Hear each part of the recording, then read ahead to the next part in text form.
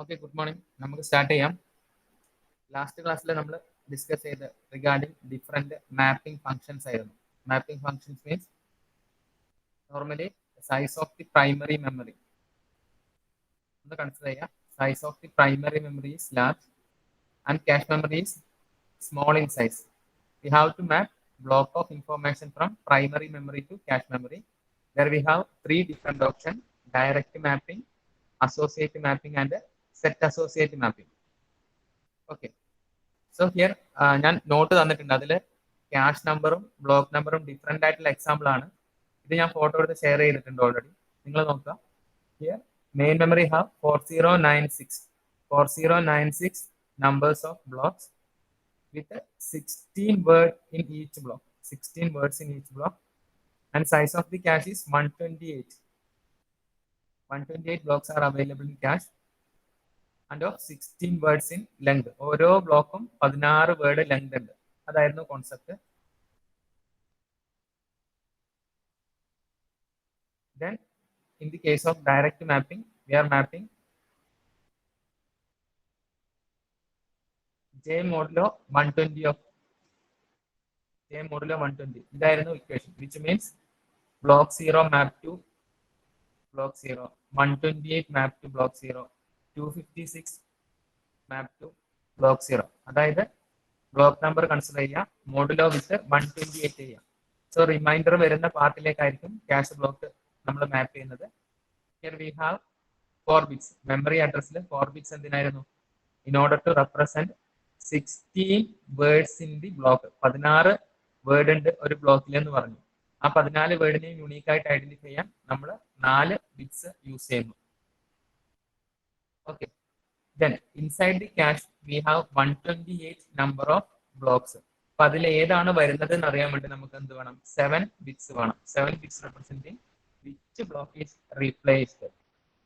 Totally 128 ഉള്ളത് കൊണ്ട് ആ ഒരു ഇൻഫർമേഷൻ നമുക്ക് വേണം.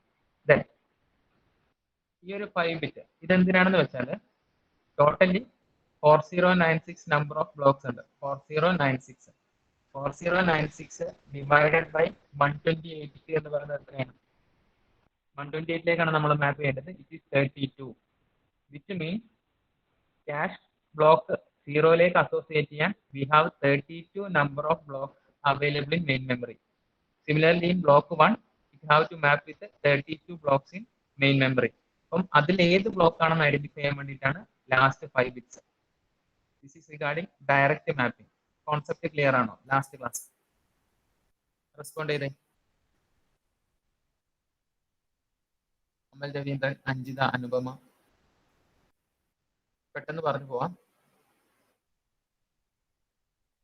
ആരോമൽ, അരുൺദത്ത്, ലിഖിത്, Prince Radhakrishnan. Okay. Then we discussed about associative mapping and set associative. അതുകൂടി ജസ്റ്റ് ഒന്ന് സ്പീഡിൽ പറഞ്ഞു പോവാം. Associative mapping means ഓർത്തിരിക്കുക, any block from main memory is possible to map in cache memory. Any block. അതായിരുന്നു concept. So totally here we have 12 bit for representing tag. മെമ്മറിനെ represent ചെയ്യാൻ 12 bit ഉണ്ട്, which means with the help of 12, 2⁻12 എന്ന് പറയുന്നത് എത്രയാണ്? It is 4096. ഈ 12 bits use ചെയ്തിട്ട് ഇതിൽ ഏത് ബ്ലോക്കിനെ വേണമെങ്കിലും നമുക്ക് ചെയ്യാം.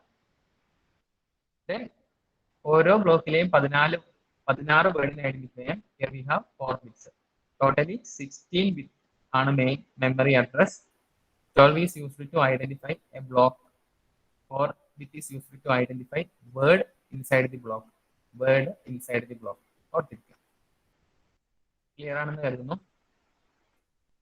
Then next set associative mapping ആയിരുന്നു. Set associative mapping means they are identifying different sets in primary memory and cache memory.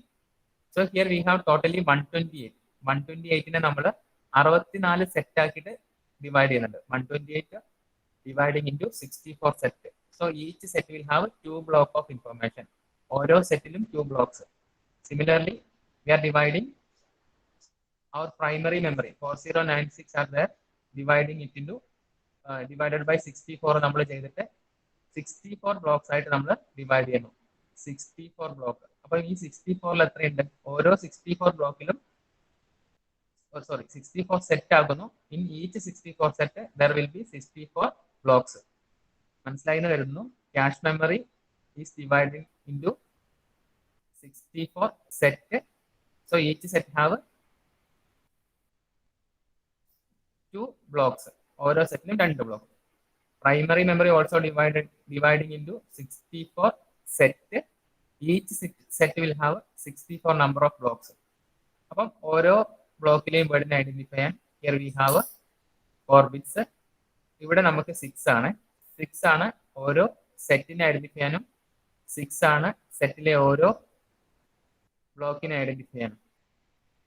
So we can go for 6 6 4. 6 6 4.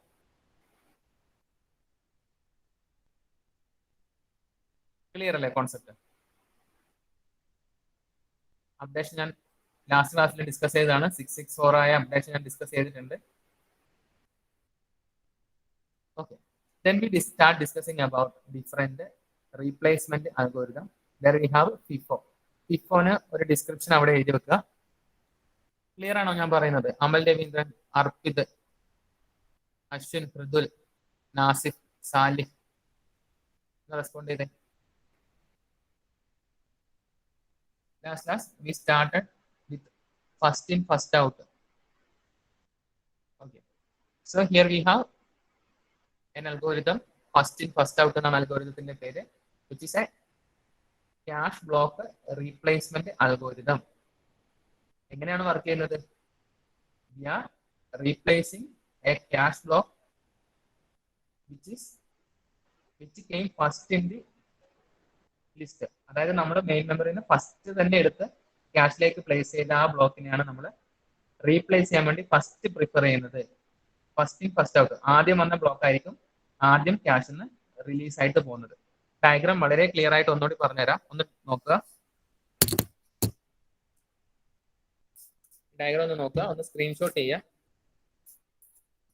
Okay, initially our programme start ചെയ്യുമ്പോൾ cash എന്തായിരിക്കും? Cash will be free.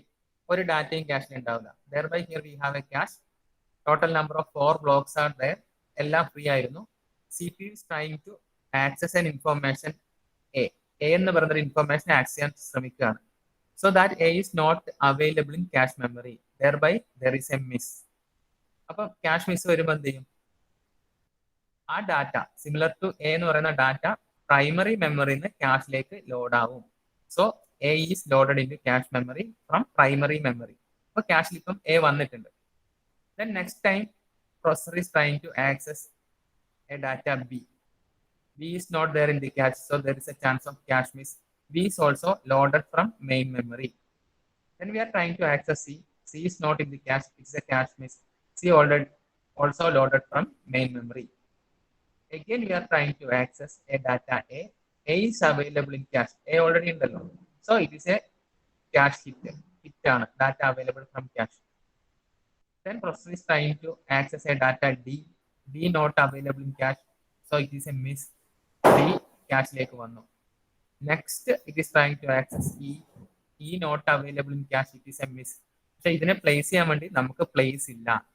There we are using first in first out order algorithm. First വന്ന ആളാരാണ്? A. A ആണ് പുറത്ത് പോകേണ്ടത്. So ഈ ലിസ്റ്റിൽ നിന്ന് A പുറത്ത് പോയി പകരം E വന്നു. ബാക്കി എല്ലാ ഇൻഫോർമേഷനും അവിടെ തന്നെ ഉണ്ട്. This is regarding first in first out option to replace a cache block. Here we are replacing A. Clear ആണോ? അങ്ങനെയാണെങ്കിൽ നെക്സ്റ്റ് ടോപ്പിക്കിലേക്ക് പോകാം. ഇത്രയും നമ്മൾ ലാസ്റ്റ് ക്ലാസ്സിൽ ഡിസ്കസ് ചെയ്തിട്ടുണ്ട്. ഒന്ന് റെസ്പോണ്ട് ചെയ്യാം.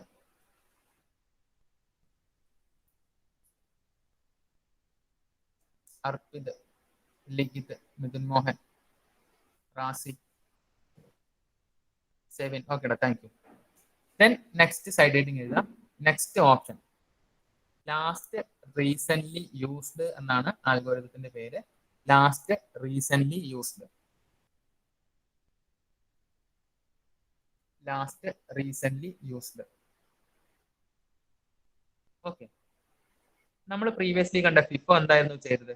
നമ്മൾ ലാസ്റ്റ് യൂസ് ചെയ്തു, എ നമ്മൾ യൂസ് ചെയ്തു, പക്ഷേങ്കിൽ എ ആദ്യം ബ്ലോക്കിൽ വന്നതുകൊണ്ട് we have to replace A because it is a first in first out order algorithm. പക്ഷെ ഇവിടെ നമ്മൾ ചെയ്യുന്നത് എന്താണെന്നറിയോ, ലാസ്റ്റ് റീസെന്റ് യൂസ്ഡ്, നമ്മൾ കുറെ സമയമായിട്ട് യൂസ് ചെയ്യാതെ വെച്ചൊരു ബ്ലോക്ക് ഉണ്ടാവും. എന്നോട് പറയാം, ലാസ്റ്റ് റീസെന്റ് യൂസ്ഡ്, അതായത് ഫ്രീക്വന്റ് ആയിട്ട് നമ്മൾ യൂസ് ചെയ്യാതെ കുറെ സമയമായിട്ട് നമ്മൾ അതിനെ ടച്ച് ചെയ്തിട്ടേ ഇല്ല. അങ്ങനെയുള്ള ബ്ലോക്കിനെയാണ് നമ്മൾ എന്ത് ചെയ്യുന്നത്, റീപ്ലേസ് ചെയ്യാൻ വേണ്ടി സെലക്ട് ചെയ്യുന്നത്. So this algorithm replacing a cache block which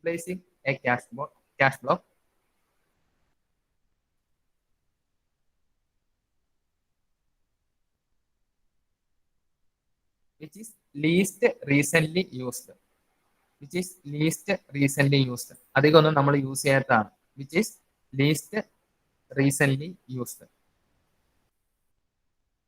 Point out here, this algorithm replacing a cache block which is least recently used. Okay. Then coming to diagram. ഈ ഡയഗ്രാം ഒന്ന് നോക്കുക.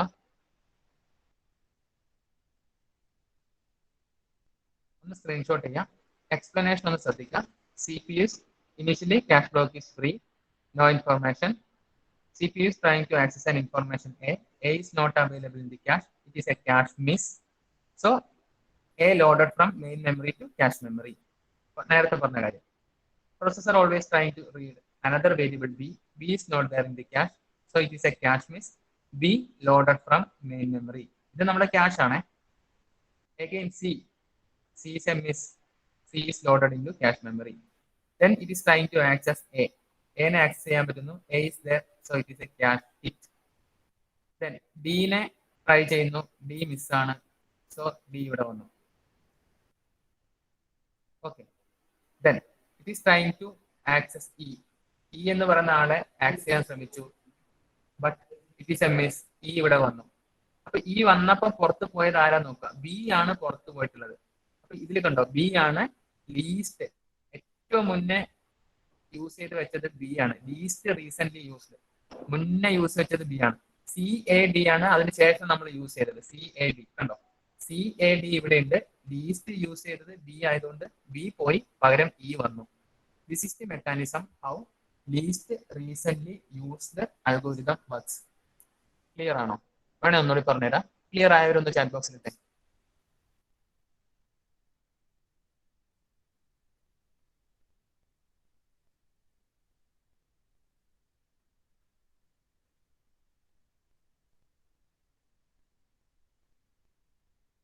റെസ്പോണ്ട് ചെയ്യാം please. Thank you.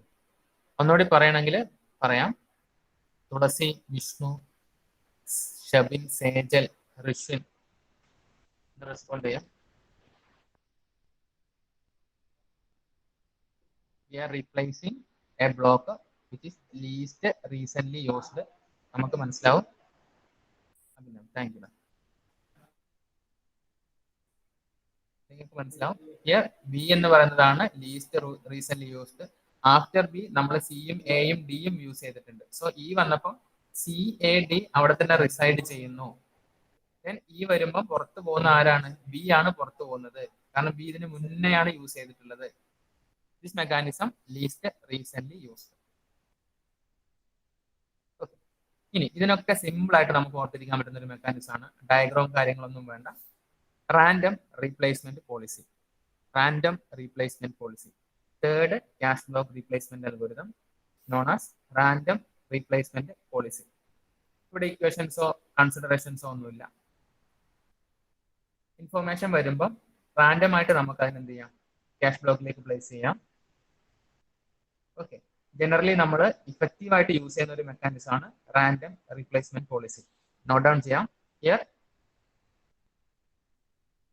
we are choosing a cache block.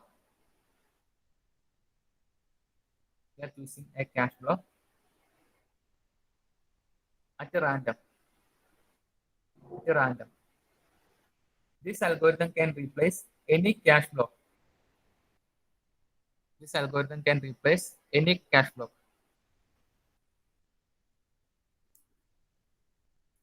This This is known as random replacement policy. Random replacement policy. Okay, അപ്പം exam point of വ്യൂവില് തീർച്ചയായും ചോദിക്കാൻ പറ്റുന്ന 2 questions ആണ് നമ്മളിപ്പോൾ പഠിച്ചത്. First one different cash mapping function, second one cash replacement algorithm. ഏതൊക്കെയാണെന്ന് നമുക്കൊന്ന് പുറകോട്ട് പോയിട്ട് നെക്സ്റ്റ് ടോപ്പിക്കിലേക്ക് പോവാം.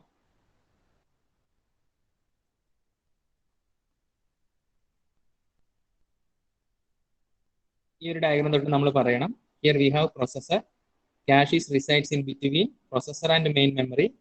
മെയിൻ മെമ്മറി ലാർജ് ആണ്. Based on the processor execution, ആ ഒരു ഇതിൽ നമ്മൾ ക്യാഷിലേക്ക് ബ്ലോക്സിനെ കൊണ്ടുവരും. സോ ക്യാഷ് വർക്ക് ചെയ്യുന്നത് സ്പേഷ്യൽ ലൊക്കാലിറ്റി എന്ന് പറയുന്ന അല്ലെങ്കിൽ ടെമ്പറൽ ലൊക്കാലിറ്റി എന്ന് പറയുന്ന ഒരു മെക്കാനിസത്തിന്റെ ബേസിലാണ് ക്യാഷ് വർക്ക് ചെയ്യുന്നത്.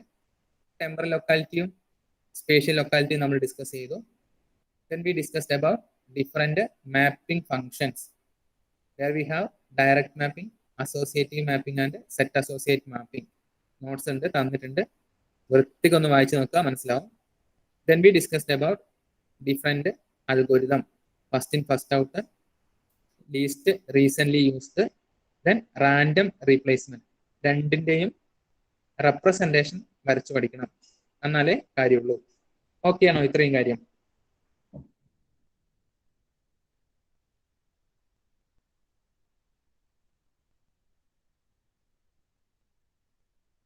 ആരോമൽ, അശ്വിൻ, ഖദീജ,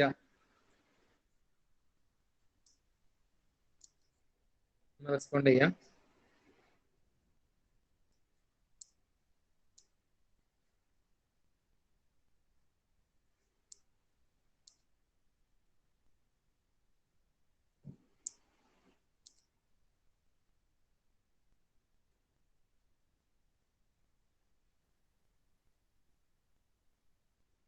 ഖദീജ, അഭിഷേക്, അനൈന, അനീഷ്, റെസ്പോണ്ട് ചെയ്തേ.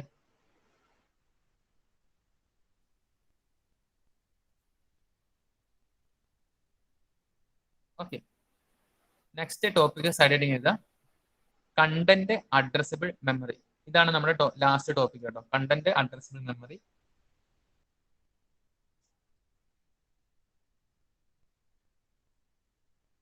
ഓക്കെ, ഒരു പ്രിൻസ് അവിടെ ഉണ്ടെങ്കിലും ഒന്ന് റെസ്പോണ്ട് ചെയ്തേ. നോർമലി നമ്മൾ എങ്ങനെയാണ് മെമ്മറിനെ ആക്സസ് ചെയ്യാം? How we are accessing a memory or how we are accessing an information from memory? Mithun Mohan ഒന്ന് റെസ്പോണ്ട് ചെയ്തേ. മിഥുൻ മോഹൻ എങ്ങനെ ആക്സസ് ചെയ്യും?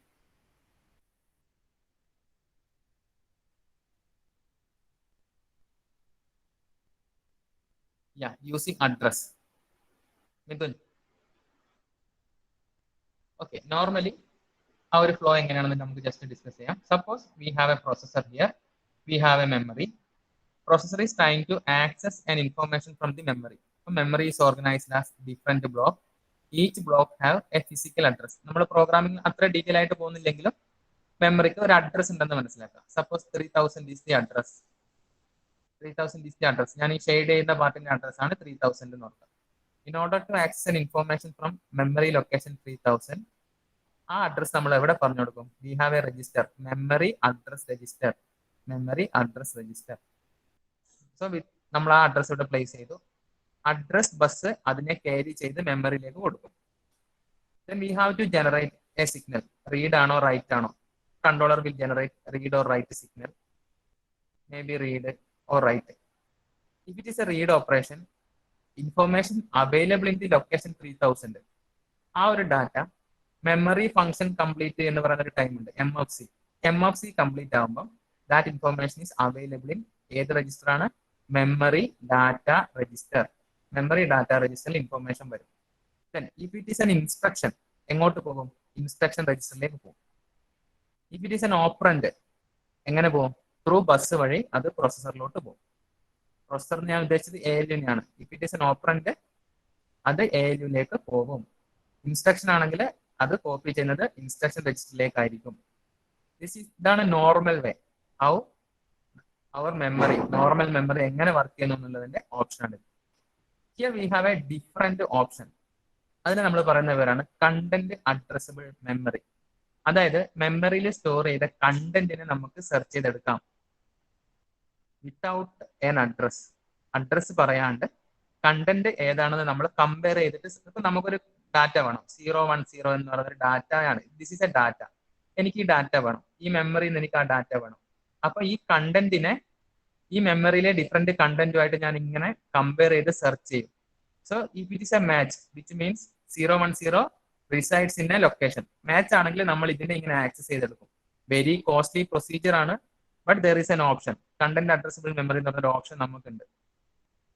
കോൺസെപ്റ്റ് ക്ലിയർ ആയി തോന്നുന്നു. നമുക്ക് എന്താണോ വേണ്ടത് അത് വെച്ച് നമ്മൾ സെർച്ച് ചെയ്യും. നമ്മൾ നോർമലി സെർച്ച് അൽഗോരിതം ഉണ്ടല്ലോ, we are performing search operation with a key. K ആണ് കീ. മീൻ ചെയ്യുന്ന എന്താ, കീ ഇവിടെ എവിടെയെങ്കിലും ഉണ്ടോ എന്നല്ലേ നമ്മൾ സെർച്ച് ചെയ്യുന്നേ. അതേപോലെ we are accessing an information from the memory. Exact information ഉണ്ടോ എന്ന് സെർച്ച് ചെയ്ത് എടുക്കുന്ന രീതിനെ പറയുന്ന പേരാണ് കണ്ടന്റ് അഡ്രസ്സബിൾ മെമ്മറി. ഒരു ഫ്യൂ ലൈൻസ് അവിടെ എഴുതിയേക്കാം. Here, memory unit is accessed by a content. Memory unit is accessed by a content.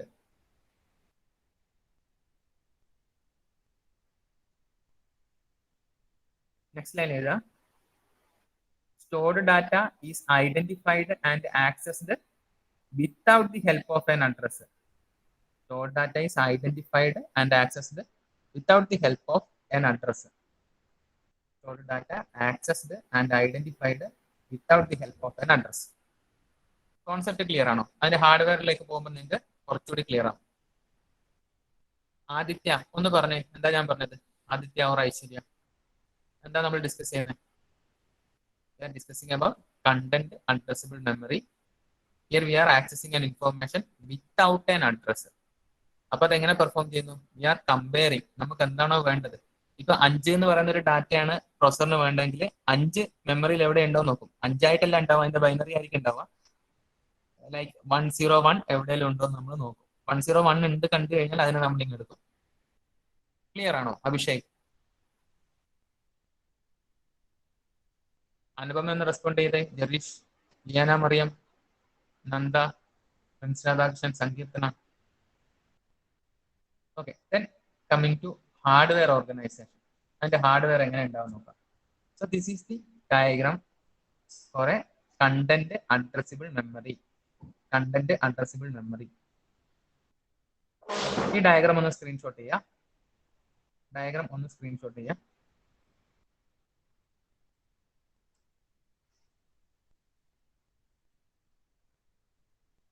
Okay, നിങ്ങൾ നോക്കുക. ഇവിടെയാണ് നമ്മുടെ കണ്ടന്റ് അഡ്രസ്സബിൾ മെമ്മറിയിലെ മെമ്മറി ഉള്ളത്. മെമ്മറി മീൻസ് ഇൻഫോർമേഷൻ ഇവിടെയാണുള്ളത്. Here we have M words. M number of words ഉണ്ട്. അപ്പം M number of words ഉണ്ട്. ഇങ്ങനെ കുറെ വേർഡുകൾ ഈ മെമ്മറിയിൽ ഉണ്ട്. Then each words of N bits. ഓരോ വേർഡും എൻ ബിറ്റ് ഉള്ള ഇൻഫോർമേഷൻ ആണ് ഓരോ വേർഡും.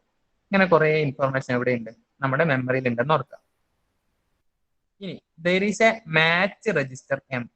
Match register M. എം എന്താണെന്ന് പറയുന്നത് വെച്ചാൽ എത്രമാത്രം വേർഡ്സ് ഉണ്ടോ, ഇവിടെ എം വേർഡ്സ് എന്നുള്ളത്, അത്രമാത്രം ബിറ്റ്സ് മാച്ച് രജിസ്റ്ററിൽ ഉണ്ടാവും. വിച്ച് മീൻസ് മാച്ച് രജിസ്റ്ററിലെ ഓരോ ബിറ്റിനും മെമ്മറിയിലെ ഓരോ വേർഡിനെ റെപ്രസെന്റ് ചെയ്യാൻ പറ്റും. ഒന്നുകൂടി പറയാം. Match register have M bits. ഇവിടെ നമുക്ക് എം വേർഡ്സ് ആണ് ഉള്ളത്. Match register always have M bits. Each bit can represent A word in the memory. ഇതിൽ 10 ബിറ്റ് ഉണ്ടെങ്കിൽ 10 ബിറ്റിന് ഈ മെമ്മറിയിലെ 10 വേർഡിനെ റെപ്രസെന്റ് ചെയ്യാൻ പറ്റും. മെമ്മറി സൈസ് 10 ആണെങ്കിൽ. So each bits in match register can represent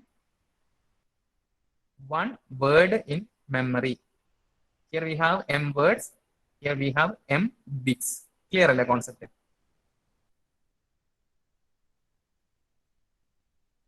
ആ ഒരു പോയിന്റ് അവിടെ എഴുതി വെക്കണം കേട്ടോ, ഞാൻ പറഞ്ഞത്. Match register can represent m words in memory. So size of match register is m bits. Okay, ഇനി വേറൊരു കാര്യം. നമുക്ക് എന്താണോ സെർച്ച് ചെയ്യേണ്ടത്, that content we are placing it into argument register. എന്താണോ സെർച്ച് ചെയ്യേണ്ടത് ആ കണ്ടന്റ് നമ്മൾ പ്ലേസ് ചെയ്യുന്നത് എവിടെയാണ്? ആർഗ്യുമെന്റ് രജിസ്റ്ററിനാണ്. അപ്പൊ ആർഗ്യുമെന്റ് രജിസ്റ്ററിന് എഴുതിയിട്ട് ഒരു ഹൈഫൺ എഴുതാം.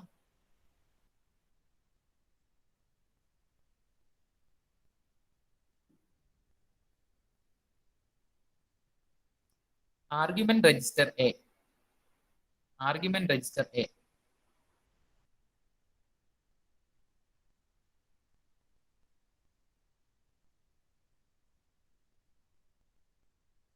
Containing that word.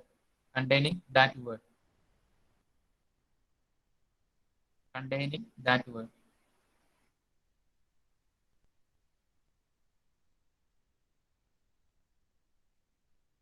Next, we have a register key.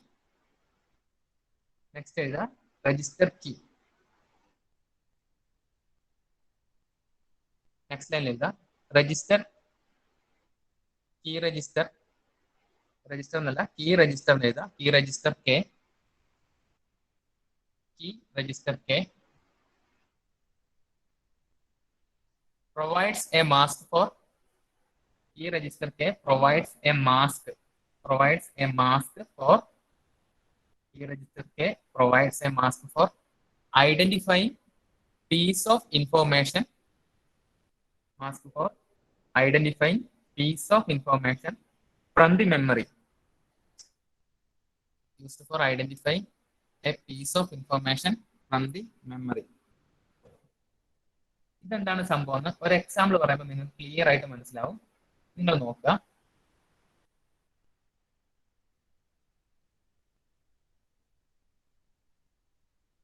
എന്താണ് നമ്മൾ പറഞ്ഞത്? A is A register known as argument register. ഈ ഒരു വേർഡിനെയാണ് നമ്മൾ സെർച്ച് ചെയ്യേണ്ടത്. Okay, this is the word representing argument. ഈ 101 11100 ഇതിനെയാണ് നമ്മൾ സെർച്ച് ചെയ്ത് കണ്ടുപിടിക്കുന്നത്. സോ കീ എന്ന് പറയുന്ന ഒരു രജിസ്റ്റർ ഉണ്ട്, അതിലെ കണ്ടന്റ് ഇതാണ്. കീ രജിസ്റ്ററിലെ കണ്ടന്റ് 111000. അപ്പൊ കീ രജിസ്റ്റർ ചെയ്യുന്നത് എന്താണ്? It identify a portion or piece of information from the main memory. അതാണ് കോൺസെപ്റ്റ്. അപ്പം കീ രജിസ്റ്ററിൽ 1 കാണുന്ന പോർഷൻ എന്തുണ്ടോ അത് മാത്രമായിട്ടേ നമ്മൾ മെമ്മറി ആയിട്ട് കമ്പാരിസൺ നടത്തുള്ളൂ. കീ രജിസ്റ്ററിലെ കണ്ടന്റ് 1 ആയിട്ടുള്ള പോർഷൻ ആയിട്ട് മാത്രമേ നമ്മൾ കമ്പാരിസൺ പെർഫോം ചെയ്യേണ്ട ആവശ്യമുള്ളൂ. എൻ്റെയർ ആർഗ്യുമെന്റിനെയും കമ്പയർ ചെയ്യേണ്ട. അപ്പൊ നിങ്ങൾ നോക്കുക, ഹിയർ ആർഗ്യുമെന്റ് രജിസ്റ്ററിലെ ഫസ്റ്റ് 3 പോർഷൻ 101 എന്ന് പറയുന്ന പോർഷൻ മാത്രമേ കമ്പാരിസൺ നടക്കുള്ളൂ. ബിക്കോസ് ഈ രജിസ്റ്ററിലെ ആദ്യത്തെ 3 ബിറ്റ് മാത്രമേ 1 ആയിട്ടുള്ളൂ. അപ്പൊ ആ കാര്യം നിങ്ങൾ ഓർക്കുക. ഈ രജിസ്റ്ററിൽ ബിറ്റ്സ് ഉണ്ട്, ബിറ്റ് വാല്യൂ 1 മാത്രമേ കമ്പാരിസണിലേക്ക് പോവുള്ളൂ. സോ 3 ബിറ്റ് 1 ആയതുകൊണ്ട് ഈ 101നെ മാത്രം നമ്മൾ കമ്പയർ ചെയ്താൽ മതി. So 101 is comparing with first word. അതൊരു എന്താണ്? മിസ്മാച്ച് ആണ്, ഡാറ്റ അല്ല. Then 101 is comparing with the second word. That is a match. This is how a content addressable memory works. Clear ആണോ? Here, ഒന്നുകൂടി പറയാം. Here we have a key argument. We have to search for this information. Then there is another register known as key register. Key register എന്തുണ്ട്?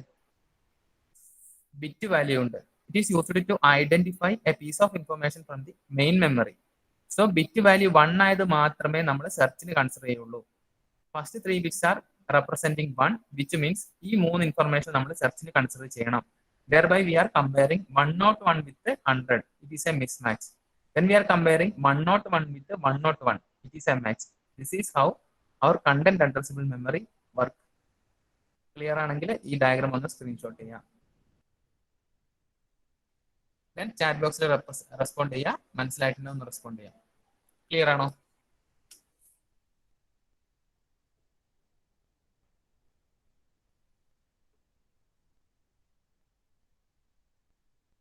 Okay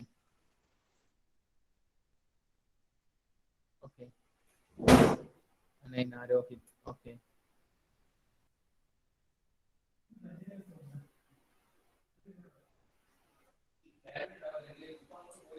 clear അല്ലേ? Okay, ഇതാണ് നമ്മുടെ ഇതിലെ last topic. ഇനി portions എന്തെങ്കിലും നമ്മൾ മറന്നു പോയിട്ടുണ്ടെങ്കിൽ ഞാൻ 5th അവർ ഞാൻ അത് ഡിസ്കസ് ചെയ്യാം. അപ്പൊ നമുക്ക് ഇതിന്റെ ഓവറോൾ ബാക്കിയുള്ള സ്ലൈഡ്സ് ഒന്ന് ജസ്റ്റ് നോക്കാം. ഇനി 5th മൊഡ്യൂൾ ജസ്റ്റ് ഒന്ന് നമുക്ക് നോക്കിയിട്ട് വൈൻഡ് അപ്പ് ചെയ്യാം. കുറച്ച് സമയം കൂടി ഉണ്ട്. ഓക്കെ,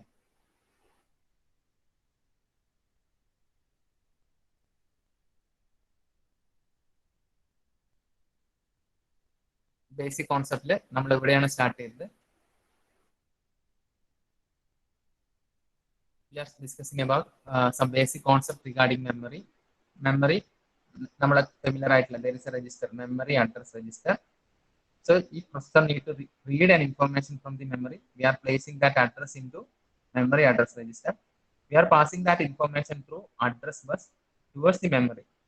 മെമ്മറി മാനേജ്മെന്റ് സിസ്റ്റം എന്ന് പറഞ്ഞ ഒരാളുണ്ടാവും കേട്ടോ, മെമ്മറിനെ നോക്കാൻ. മെമ്മറി മാനേജ്മെന്റ് സിസ്റ്റം, അയാളാണ് ഈ അഡ്രസ്സ് വരുമ്പോൾ എല്ലാം എടുത്തിട്ട് മെമ്മറിക്ക് പാസ് ചെയ്യുന്നത്. So memory management system identifying that address, ഇത് responding with information, N bit information നമ്മൾ മെമ്മറി ഡാറ്റ രജിസ്റ്ററിലേക്ക് പ്ലേസ് ചെയ്യും. So processor need to access an information from the memory. So processor is generating read signal or write signal, and it have to wait for memory function complete ആവുന്നത് വരെ wait ചെയ്യണം. ഇതാണ് first concept. Okay, then memory system നമ്മൾ discuss ചെയ്തു. Each memory is organised in, ഏറ്റവും minute ആയിട്ട് നമ്മൾ പറയുന്നത് സെല്ലാണ്. സെല്ലിലാണ് നമ്മൾ we are storing 1 bit of information. So it is an electronic device. Cell എന്ന് പറയുന്നത് ഇലക്ട്രോണിക് ഡിവൈസ് ആണ്. Presence of voltage representing 1 and absence of voltage is representing 0. So ഒരു cell in order to store an information, ഇതാണ് നമ്മുടെ cell എന്ന് കരുതുക. ഈ സെല്ലിലാണ് നമ്മൾ ഇൻഫോർമേഷൻ സ്റ്റോർ ചെയ്യുന്നത്. So in order to store an information നമുക്ക് എന്തുണ്ട്, ഒരു സെൻസ് സർക്യൂട്ട് അവൈലബിൾ ആണ്. ഒരു സെൻസ് സർക്യൂട്ട് അവൈലബിൾ ആണ്. So identifying or listening this sense circuit നമുക്ക് എന്ത് ചെയ്യാം, അതിൽ സ്റ്റോർ ആയിട്ടുള്ള വാല്യൂ എന്താണെന്ന് നമുക്ക് ഐഡന്റിഫൈ ചെയ്യാം. ഇനി by applying proper voltage into this circuit, ഈ ഒരു സർക്യൂട്ടിലേക്ക് നമ്മൾ പ്രോപ്പർ വോൾട്ടേജ് അപ്ലൈ ചെയ്ത് കഴിഞ്ഞാൽ നമുക്ക് ഐഡന്റിഫൈ ചെയ്യാൻ പറ്റും, നമുക്ക് അല്ലെ ഡിറ്റർമൈൻ ചെയ്യാൻ പറ്റും എന്ത് ഇൻഫോർമേഷൻ ആണ് ഈ ഒരു മെമ്മറി സെല്ലിൽ സ്റ്റോർ ചെയ്യേണ്ടതെന്നുള്ള കാര്യം. ഓക്കെ, അപ്പം ഇതാണ് memory organisation. One cell is there, അതിനെ നമുക്ക് സെൻസ് ചെയ്യാൻ ഒരു പാർട്ട് ഉണ്ട്. Then bye applying proper voltage, ഈ രണ്ട് ലൈനിലേക്കും പ്രോപ്പർ വോൾട്ടേജ് കൊടുത്തു കഴിഞ്ഞാൽ we can store an information into this cell. ഈ സെൽ എന്ന് പറഞ്ഞാൽ എന്താ, ഒരു ഇലക്ട്രോണിക്സ് കോമ്പണന്റ് ആണ്. May be A transistor, may be A cross connected node, അല്ലെങ്കിൽ മേ ബി എ കപ്പാസിറ്റർ. അതിലേക്കാണ് നമ്മൾ ഈ വോൾട്ടേജും ചാർജും ഒക്കെ കൊടുക്കുന്നതെന്ന് ഓർക്കുക. സോ അതിന്റെ ഡയഗ്രാം ഇതാണ്.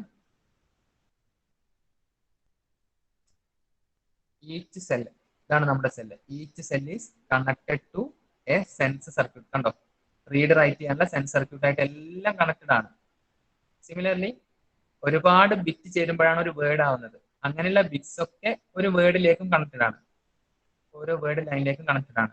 അപ്പൊ ഇങ്ങനെയുള്ള സെൽസിനെ നമ്മൾ ഒരുമിച്ച് കാണുമ്പോൾ നമ്മൾ അതിനൊരു വേർഡ് ആയിട്ട് കൺസിഡർ ചെയ്യുന്നു.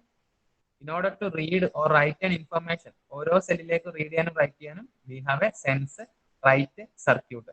അപ്പൊ നിങ്ങൾ ഓർക്കുക, നമുക്കൊരു റോ ഐഡന്റിഫൈ ചെയ്ത് കഴിഞ്ഞാൽ, സപ്പോസ് ഈ റോ ഐഡന്റിഫൈ ചെയ്ത് കഴിഞ്ഞാൽ, കോളം നമ്മൾ ഐഡന്റിഫൈ ചെയ്ത് കഴിഞ്ഞാൽ, we have to identify both the row and the column. Identify ചെയ്ത് കഴിഞ്ഞാൽ ബൈ അപ്ലൈയിങ് എ വോൾട്ടേജ് നമുക്ക് എന്ത് ചെയ്യാൻ പറ്റും, ഇതിലെ കണ്ടന്റിനെ നമുക്ക് റീഡ് ചെയ്യാനും റൈറ്റ് ചെയ്യാനും പറ്റും.